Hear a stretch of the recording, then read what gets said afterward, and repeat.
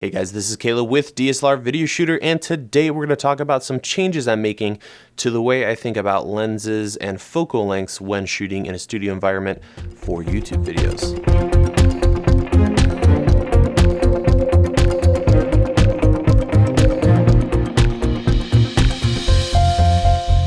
First and foremost, I apologize for the late upload today, but I just finished finally my G85 guide, and I have a review coming up, so stay tuned for both of those.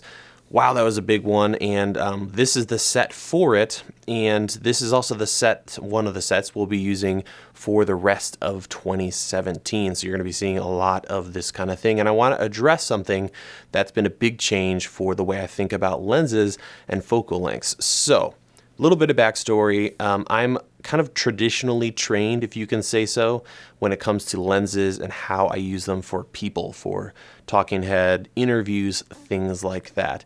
I've done a ton of corporate video, documentary style shooting. That was my original, entry and what I did for years and years when it comes to video production. And I was always kind of trained, and we always used longer lenses. So I almost never shot anything wider than a 50 millimeter. And for my videos, same thing. Almost everything you saw was 50 to 200 millimeters. The reason we did that was lens compression. When you shoot on such a long lens, it compresses things, so people's faces are usually more flattering. There's also usually more blur in the background. So that was something we just always did. And I brought that into this channel and how I shot this part of the video, which is me talking to you. But recently I've switched to using really wide angle lenses and bringing the camera closer. Now there's pros and cons to both. So I want to walk through those and help you guys out to choose what kind of focal length you should use depending on the video style that you're shooting. So first, long lens stuff, the pros to that is obviously the compression.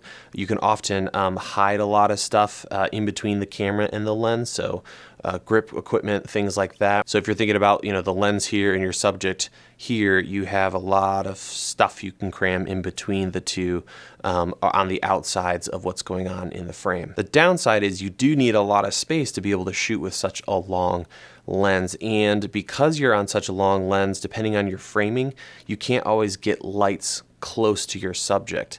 So that's what really got me thinking about switching things up, was two things: the look and the feel, as well as grip, lighting, and just the functionality of shooting in a studio.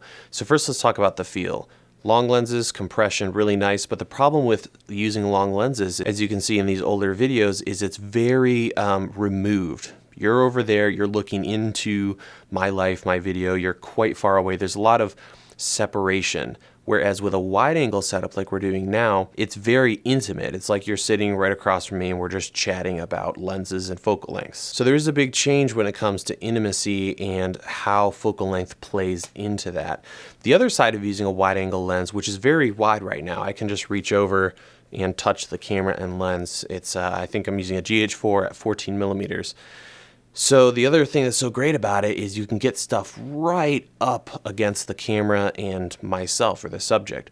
So I've got an aperture light dome. I can touch it right now. I'm touching it right here. It is really close to me, giving me a really nice soft wrap. You'll also notice my eye light is huge compared to my old setup. It's great, and it's right now it's 2 inches away from the lens of the camera. So that is a huge bonus. I'm able to bring it all in. I'm also able to keep the studio space really small. Before I was having my C100 on the other end of the room. Right now we're in a really long, narrow room, and I was taking up the entire space, so I couldn't really have anything in between the camera and me in the shot. Whereas now I don't even think I'm using a third of the room, which leaves a huge amount of studio space open, which we're going to see a bunch of changes to here shortly. So it works well in tight spaces, which a lot of us have had to deal with over the years. There are a couple downsides. First of all, depth of field. You just can't get a lot of depth of field in a smaller space unless you have a lot of room behind you. So I'm not too far. I'm probably, I'm probably 6 feet from that backdrop.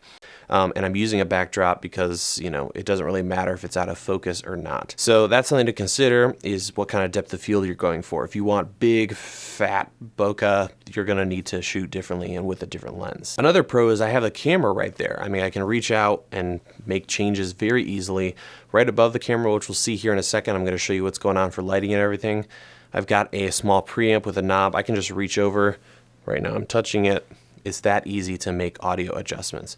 Also, slight side note, I'm switching from using my C100 to Panasonic cameras, which means I get to use the image app. I can stop, start recordings, tap on my face to get the focus correct, which was always such a pain before because I'd have to set up charts, get the focus perfect at the camera, walk all the way across the studio, sit down.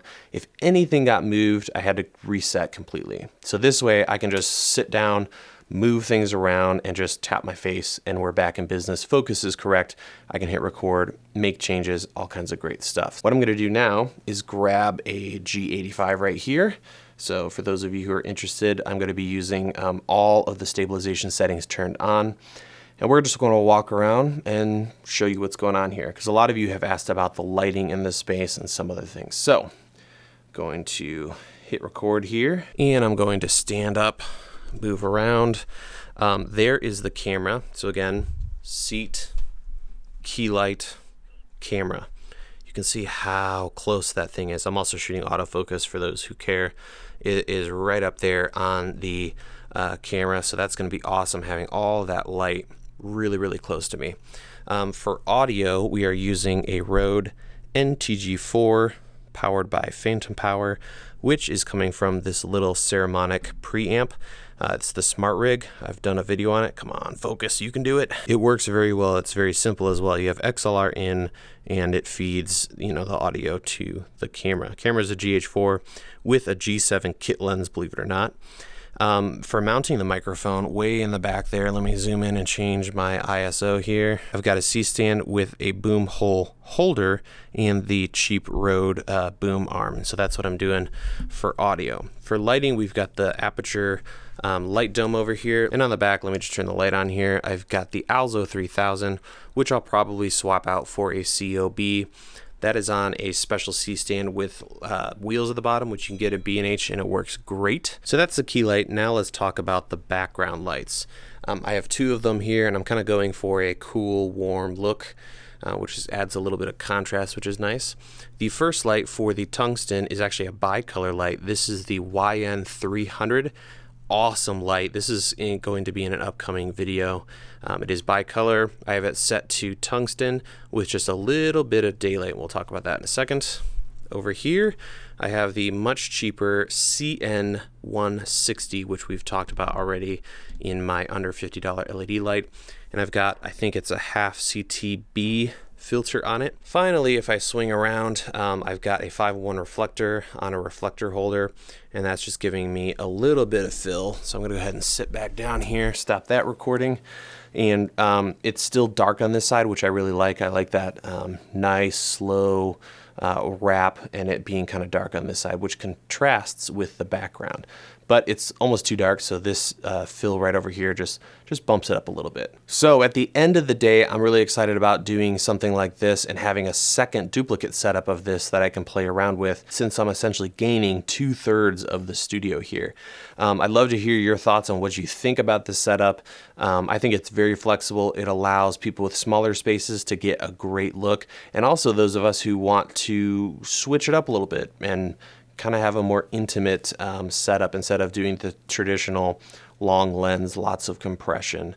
And it also allows for a better tabletop setup, which we'll talk about in future videos. So thank you so much for watching. Love to hear your thoughts on the topic. Lots of great videos coming up. So many ridiculous cameras coming out. It's stupid. The GH5, really, it's so good.